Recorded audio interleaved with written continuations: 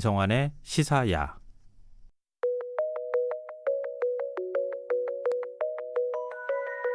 문경수의 우주로 가는 밤.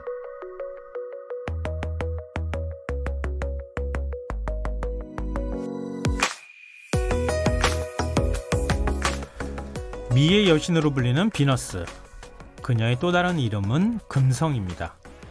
초저녁 무렵 서쪽 하늘에서 가장 먼저 빛을 내는 별이죠. 금성은 많은 신화와 소설에 등장해서 우리에게 더 익숙한 행성인데요.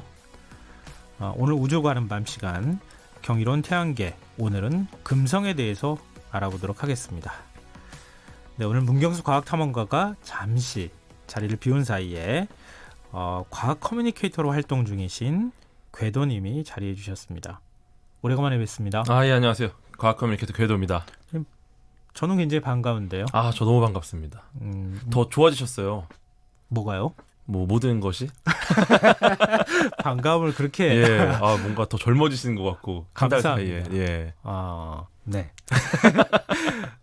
문경수 탐험가가 자리를 비워야지 꼭 이렇게 궤도님을. 이분이 많이 바쁘신데 또 잘 안 비우시더라고요. 그러게요. 어디 멀리 한번 갔다 오시면. 예, 좀 어디 연수 같은 거 좀 길게. 저희 입장에서는 좋죠. 자주 나와주신다 그러면. 저도 감사합니다. 지난주에 이제 문경수 탐험가하고 저희가 8개 태양계 행성 중에 수성부터 먼저 살펴봤거든요. 그러니까요. 제가 원래 좀 하고 싶은 주제가 있었는데 그 문 대장님께서 제가 이런 주제 하고 싶습니다 그랬더니 대장님이 궤도야 수성했다. 뭐 할래? 그래서 금성하겠습니다. 순서대로 가야죠. 제가 갑자기 천왕성 하면 안 되니까. 그렇죠. 예. 차례차례 우리하고 가장 지구하고 가까운 곳 네, 그런 그렇죠. 행성부터 먼저 살펴보는 걸로 하겠습니다.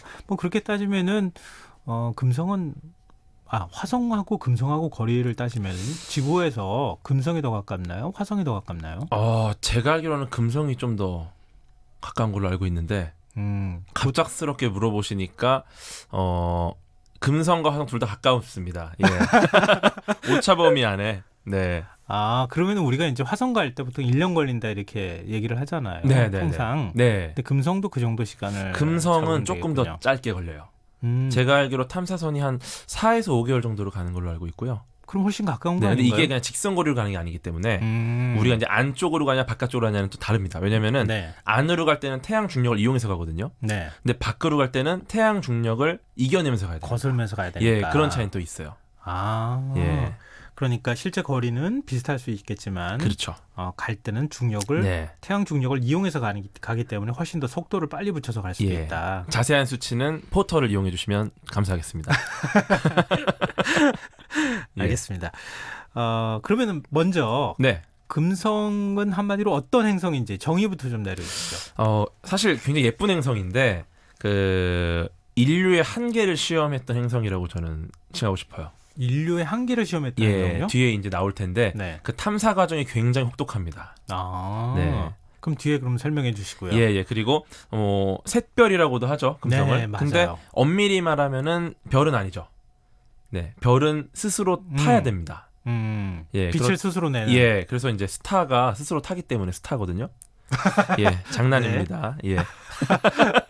네, 그래서 일단은 별은 아니고요. 근데 샛별이라는 별명이 있고 지구에서 관측 가능한 천체 중에는 3등이에요, 밝기가. 굉장히 밝은 거잖아요. 그렇죠. 태양이 일단 제일 밝죠.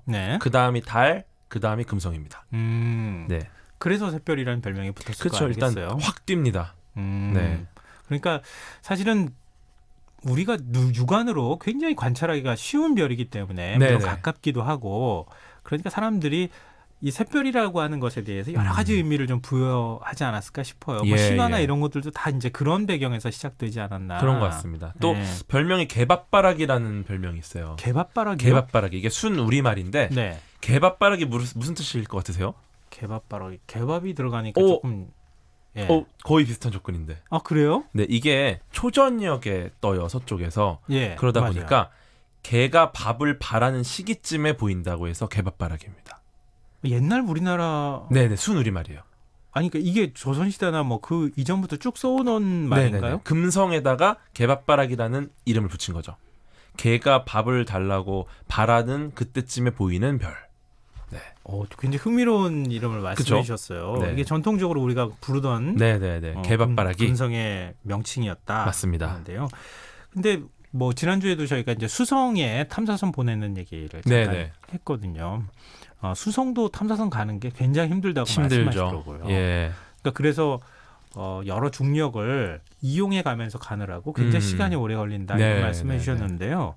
금성도 탐사선 보내기가 그렇게 어렵습니까? 아, 어렵죠. 이거는 근데 재미있는 거는 보통 어려운 거는 미국이 좀 앞장섰었는데 네. 이거는 러시아가 좀 더 적극적으로 나왔던 행성이에요. 그럼 러시아가 제일 먼저 탐사선을 보낸 곳이라는 예, 말씀이시죠? 시도를 먼저 합니다. 그래서 그 러시아가 금성 탐사 계획, 러시아의 금성 탐사 계획을 베네라 계획이라고 하는데 베네라 계획이요. 예, 이게 진짜 거의 눈물 없이 볼 수 없는 최루성 스토리입니다. 네, 말씀해 주세요. 예, 일단은 이 금성 같은 경우는 가깝다는 거 외에는 탐사의 장점이 전혀 없어요. 왜요? 왜냐하면은 표면 온도가 일단 460도. 수성이 더 뜨겁잖아요. 아, 그렇긴 한데 가깝다는 거 외에는 진짜 아무런 이점이 없는 거예요. 그러니까 다른 거랑 비교해서 할 수 있는 거가 아니라 일단 이 금성에 갖고 있는 장점을 봤을 때. 예, 당연히 뭐 수성이 뜨겁고 태양이 더 뜨겁죠. 네, 그렇겠죠. 근데 이제 일단은 금성은 그렇게까지 혹독하지 않을 것이다라고 생각을 했었는데 실제로는 너무 혹독했던 거죠. 네, 그래서 표면 온도가 460도, 그다음 기압이 90기압입니다. 이 90기압이라는 거는 거의 심해에서 나오는 기압이에요. 엄청나게 강한 기압이 있고 그다음에 고농축 황산 비가 내리고 천둥 번개가 치고 그리고 풍속이 초속 400m. 네, 토네이도가 초속 100m거든요. 네. 네, 풍속이 초속 400m입니다. 그래서 일단은 착륙 자체가 어렵고요. 네. 착륙을 우연히 잘 해도 얘네들이 막 날아가 갖고 부서지고 망가지고. 그렇겠죠. 네, 거의 지옥이라고 봐야죠. 예. 그런데 사람이 가면 사람 아직 그래서 안 가지 않을까 사람은. 그렇죠. 사람뿐만 아니라 갈 수가 그 없죠. 탐사선도 사실 못 버텨요, 여기는. 그렇겠죠. 지금 네. 그냥 쉽게 생각할 때 예. 황산비가 막 내리는데 거기에 그 펄펄 끓는데 그냥 탐사선이 그쵸. 들어가는 그쵸. 거잖아요. 예. 지각이 막 펄펄 끓고 있는데. 네, 네, 네. 이게 결국 대기층 때문에 그런 건데 왜? 그 예전에 작고하신 스티븐 호킹 형님께서 네. 이런 말씀을 하셨어요. 지구 온난화가 가속화되면은 네. 460도가 되고 황산비가 내린다. 그 전에 지구를 떠나라. 이게 금성을 보고 한 얘기라고 생각합니다. 금성하고 똑같은 환경이 될 수 있다. 온난화가 가속되면. 근데 이런 척박하다기보다는 극한의 이런 환경에 어떻게 러시아가 먼저 탐사선을 보냈어요? 그렇죠. 네. 일단은 그 1961년에 인류 최초의 탐사선, 이게 행성 탐사선이에요. 최초 행성 탐사선 베네라 1호를 보냈습니다. 네. 보내자마자 근처를 지나가면서 통신 두절. 네. 한 10만 킬로미터 정도 근처를 지나갔고요. 네. 그다음 2호를 보냅니다. 도착 직전에 통신 두절. 그럼 또 사라진 네. 거예요? 요게 한 2만 4천 킬로미터 정도를 지나간 걸로 추정이 되고요. 3호는 대기권 진입 직전에 통신 두절. 요거는 이제 그 러시아에서는 표면에 최초로 낙하했다고 주장을 해요. 네. 근데 솔직히 말하면 착륙이라고 보긴 좀 어렵고요. 추락했다. 야, 떨어졌다. 예, 금성쯤에 탐사선이 추락했다고 봐야죠. 예, 어쨌거나 그래도 뭐 표면에 최초로 닿긴 닿은 것 같아요. 네. 네, 그리고 이제 67년도에 이제 4호 베네라 4호가 인류 역사상 최초로 금성의 대기층 관측에 성공합니다. 집요하네요, 러시아. 근데 내리지 못하고 내리지 못했어요? 대기층을 관측하는 것까지는 성공하고 그리고 바로 통신 두절. 그다음에 또 안 보냈어요? 계속 보내요. 이제 뒤에 계속 말씀드리는데 중요한 건 계속 통신 두절이 포인트입니다. 네. 네, 이게 매력 포인트가 통신 두절인데 5호, 6호도 대기 성분만 측정하고 통신 두절. 네. 베네라 7호 얘가 이제 굉장히 중요한 애인데 네. 베네라 7호가 4개월에 걸쳐서 금성에 도착을 하고 나서 얘가 처음으로 제대로 된 착륙이라는 걸 합니다. 네. 네, 추락이 아니라. 그리고 30분 만에 고장 나요. 네. 네. 그 다음에 8호가 또 갑니다. 네. 멈추지 않아요, 러시아는. 네. 8호가 도착했어요. 50분 동안 데이터를 보내는데 성공합니다. 네. 그리고 통신 두절. 50분을 버텼어요, 얘가. 그래도 그거 얼마나 잘했죠. 대단해요. 네. 그 다음에 이제 9호부터 9, 10, 11, 12, 13, 14가 이제 뭐 사진도 찍고 네. 대기 성분도 분석하고. 근데 이제 재밌는 게 그 중에서 제일 오래 버틴 애가 13호인데 얘가 2시간 정도 버텼어요. 그게 끝이에요? 2시간이 한계인 거예요. 그리고 이 중에 14호 있잖아요. 네. 14호가 이제 가장 고화질의 사진을 촬영합니다. 근데 재밌는 게 사진은 잘 보냈어요. 네. 근데 착륙 직후에 카메라 덮개가 떨어졌는데 네. 이제 가서 얘네들이 이제 뭐 토양 샘플 채취하는 장비가 있어요. 음. 근데 그 카메라 덮개가 토양 샘플 채취하는 기계 바로 밑에 떨어집니다. 네. 그러니까 얘는 토양을 채취해야 되는데 카메라 덮개를 계속 채취하고 왔어요. 열심히 채취했더니 카메라 덮개야, 지구에서 온. 아, 그러면 그것까지만 하고 거기까지 끝났어요? 하고 통신 두절. 그리고 이제 그래서 이제 15, 16호가 끝인데 얘네들은 내리질 않고요. 그냥 멀리서 주변을 돌면서 금성 사진을 찍어서 네. 금성 전체 지도를 만드는 거에 좀 목적을 둡니다. 아니, 근데 그렇게 열심히 끈질기게 보냈는데 펄펄 끓어요. 그쵸. 지각이. 예, 그렇죠. 이렇게 열심히 집요하게 보내는 이유가 네. 뭐였을까요? 러시아가? 약간 희망이 있었던 것 같아요. 왜냐면은 사실은 이제 태양으로부터의 거리를 보면 네. 아시겠지만 수성은 엄청 뜨겁잖아요. 네. 근데 금성은 지구랑 비슷하단 말이에요. 그러면 이거를 이제 계산을 해봤어요, 과학자들이. 네. 엄밀히 말하면 이제 아무런 조건이 없을 때 아마 금성 정도의 위치에서는 이제 흑체 복사를 가정한 거예요. 그럴 경우에는 얘는 표면 온도가 상온 27도 정도가 나왔습니다. 아, 그럼 그 정도면 예. 괜찮겠다 이렇게 예, 그래서 예상을 이제 했군요. 지구로 치면은 여름 날씨니까 네. 따뜻하겠네. 네. 그래갖고 이제 기대를 했죠. 그래서 이제 갔는데 두꺼운 대기층에 의한 온난화를 예측을 못했어요. 그래갖고 이제 최초로 이제 착륙을 했어요. 베네라 7호가 아까 전에 착륙했다고 말씀드렸잖아요. 네. 얘가 이제 착륙했는데 착륙하는데 또 바람이 워낙 세니까 네. 얘가 굴러다녔죠. 어. 굴러다니니까 안테나 방향이 이상한 데로 갔단 말이죠. 네. 그러니까 지구로 신호를 보내야 되는데 표면 사진을 찍었는데 지구를 보내지를 못하는 거예요. 너무 신호가 약해갖고. 네. 그런데 재밌는 게 사진 대신에 보내온 정보가 바로 굉장히 무시무시한 정보. 이곳의 온도는 460도고 네. 기압은 90기압이다. 그래서 이제 그때부터 인류가 갖고 있던 금성에 대한 모든 환상이 깨지기 시작을 하죠. 환상은 깨졌지만 예. 금성의 실체가 밝혀졌다 이렇게 그렇죠. 또 거꾸로 얘기할 수 있잖아요. 과학적으로는 그렇고 네. 왜냐하면 이때까지는 사람들이 우리가 뭐 외계인 이야기할 때 가장 많이 나오는 게 화성인 아니겠습니까? 네. 근데 재밌는 건 이때까지는 화성인 절반, 금성인 절반이었어요. 그래서 우리 그거 있잖아요. 화성- 금성에서 온 네, 화성에서 온 남자, 금성에서 온 여자. 네. 이 책이 92년도에 발행된 책이거든요. 네. 근데 금성이 사람이 살 수 없다는 게 70년에 밝혀졌어요. 즉 이 책은 금성이 사람이 그 외계인이 살 수 없는 곳이라는 걸 알고서 쓴 책입니다. 그럼 뭐라는 거 봐야 돼요, 그걸? 그냥 비유한 것 같아요, 그거는. 근데 뭐 이렇게 심각하게 얘기해요. 예, 그냥 비유한 것 같고. 네. 근데 70년대 이미 금성은 살 수 없다는 게 밝혀졌고 그 뒤로 나오는 많은 소설들에서는 외계인을 묘사할 때 금성 대신 대부분 화성인을 묘사하기 시작하죠. 아, 재밌는 예, 그런 예. 얘기네요. 예전에는 금성에도 외계인이 살고 있다고 생각했는데 그쵸. 그 환상을 다 깼죠. 깼다. 예를 들어 뭐 예능 프로도 음. 이제 화성인 바이러스 있지 않습니까? 네.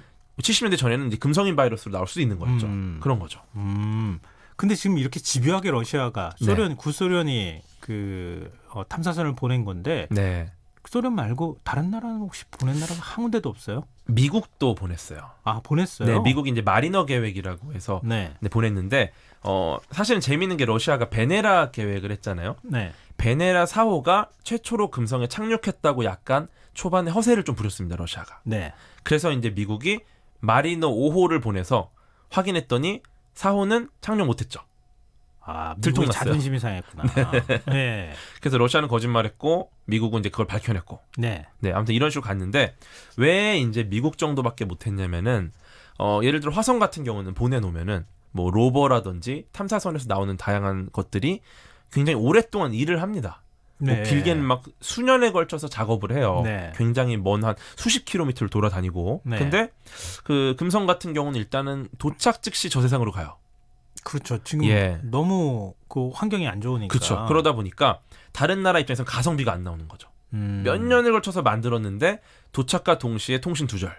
그러니까 이거는 길어야 2시간. 예, 최대가 2시간. 네. 그러니까 이거는 뭐 가성비가 너무 안 나오는 거죠. 예, 너무 돈이 낭비고. 근데 그렇다 하더라도 그 2시간이라고 하는 건 굉장히 인류의 어떤 과학적인 탐험에 있어서 소중한 시간이잖아요. 아유, 그렇죠. 엄청 그렇죠. 근데 지금 말씀하셨던 것처럼 그런 극한의 환경이라는 것 말고 혹시 다른 내용을, 방향으로? 예, 다른 어떤 걸 확인하거나 발견한 건 없습니까? 네, 요새는 그래서 예전에 이제 착륙이 목표였는데 네.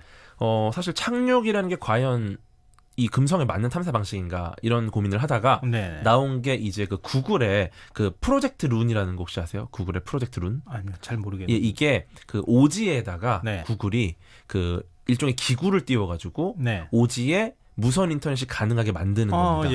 들어보셨죠? 그거는, 예, 알겠어요. 근데 이거를 금성 탐사에 쓰려는 계획이 좀 있어요. 지금 나사 JPL에서 지금 준비를 하고 있는데 대기가 워낙에 많으니까 밀도가 높잖아요. 네. 기구가 정말 잘 뜨는 거죠. 아. 네, 그래서 이제 바닥에 붙이지 말고 네. 띄워서 그걸로다가 좀 관측을 해보자 그 상태를. 그럼 대기 위는 환경이 이렇게 뭐 지각이는데 지표면하고는 좀 다른가요? 많이? 조금 차이가 있죠. 음. 네, 그리고 재미있는 게 그 생명체에 대한 그 궁금증이 사실 제일 많아요. 그렇죠. 탐사는. 금성도 결국 금성인이 있느냐 없느냐잖아요. 네. 근데 가봤더니 금성인 같은 뭐 외계 지성체는 없을 거라는 게 확신한 거예요. 너무 뜨거우니까. 네. 근데 지성체가 아니라 생명체는 있지 않을까? 네. 근데 이게 지표면이 아니라 그 대기에 있지 않을까라는 지금 추측을 하고 있어요. 왜냐면은 네. 이 대기를 한번 좀 이렇게 찍어봤더니 재밌는 게 대기 안에 이상한 점들이 보이는 거예요. 네. 근데 이 점들이 아마 봤을 때 지구상에서 빛을 흡수하는 성질을 갖고 있는 박테리아라든지 혹은 뭐 그 호수나 바다에 사는 조류 있잖아요. 얘네들인 것 같다. 그러면 이 대기층 구름을 갖다가 좀 이렇게 긁어가지고 네. 담아서 지구로 귀환을 하면 그걸 연구하면 또 뭐가 나올 것 같다는 생각은 좀 있어요. 그러면은 그 직접 착륙 안 하는 거니까. 네네네. 그 대기권 있는 데에서 빙글빙글 돌면서 대기권에 있는 공기를 탁 채취한 다음에 그쵸. 싹 오는 거. 쓸었다가 네. 조금 더씩 고도를 높여가지고 나오는 방법이 있지 않을까. 근데 또 이게 대기권이 끼게 되면은 거기가 대기권이 사실 진입할 때 굉장히 힘들거든요. 매우. 왜냐하면 이제 거기서 이제 굉장히 많은 마찰이 일어나니까. 아 그렇죠. 그 예. 지금도 마찬가지니까요. 예, 그래서 이제 그걸 속도를 줄이고 안정한 다음에 다시 속도를 내고 이런 것들이 또 여러 가지 뭐 아이디어가 필요할 것 같긴 합니다. 그러니까 우리가 인류가 예전에는 네네네. 수성이면 물이 많을 것이다. 음. 그러니까 이거는 그냥 그렇죠. 넌센스 같은 예. 상상인데요. 그렇게 했고 금성이면 반짝반짝한 뭔가 우리가 일종의 뭐 그 뭐랄까요? 뭔가 좀 환상의 뭔가를 갖고 있는 뭐 그런 이제 아주 꿈 같은 이야기 같은 거를 자꾸 인류가 만들어냈잖아요. 네네네. 근데 그러니까 이제 사람이나 생명체가 살고 있을 것이라고 하는 믿음 그렇죠. 같은 게 있었던 거고. 네네. 근데 그게 완전히 다 깨져버린 거잖아요. 지금. 그렇죠. 근데 반전이 일어나서 예를 들어서 박테리아가 산다던가 이렇게 해버리면은 네. 거의 화성보다 금성 쪽에 더 관심을 가지지 않을까요? 일단은 뭐 생명체가 발견만 되면은 굉장히 의미 있는 일이고 네. 그거 자체가 이제 어떻게 보면 지구와 다른 환경에서 살고 있는 뭔가 다른 메커니즘을 갖고 있는 생명체니까 굉장히 재밌는 거고. 네. 근데 금성의 인류가 음. 살 수는 있을까요? 정말 불가능한 건가요? 사실은 저는 현 인류는 못 살 거라고 확신을 하고요. 460도니까. 근데 재밌는 거는 여기 들어가면 되게 재밌습니다. 금성에서 만약 살게 되면은 금성 지구에서의 1년이 금성에서는 225일이고요. 네. 지구에서의 하루가 금성에서 243일입니다. 하루가 1년보다 길어요. 재밌죠? 그러니까 자전 속도가 243일, 자전 주기가 네. 공전 주기가 225일이에요. 네. 즉 하룻밤을 자고 일어나면 다음 날도 내 생일이 또 옵니다. 엄청 재밌죠? 네. 네. 그런 곳입니다.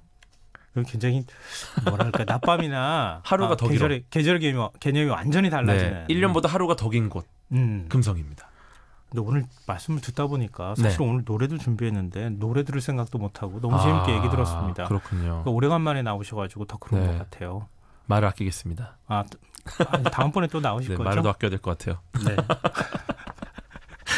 너무 재밌었어요. 다음번에 네. 꼭 한번 다시 나와주십시오. 알겠습니다. 네, 오늘 우주로 가는 밤 시간 과학 커뮤니케이터로 활동 중이신 궤도님과 함께 해봤습니다. 고맙습니다. 감사합니다. 네, 오늘 모바일 상품권 당첨자는 홈페이지 공지사항에서 확인하실 수 있습니다. 요즘 뭐 환절기이기도 하고요. 기온차가 많이 있으니까요. 건강 좀 조심하시고요. 저는 내일 다시 찾아뵙겠습니다. 지금까지 시사평론가 김성환이었습니다. 고맙습니다.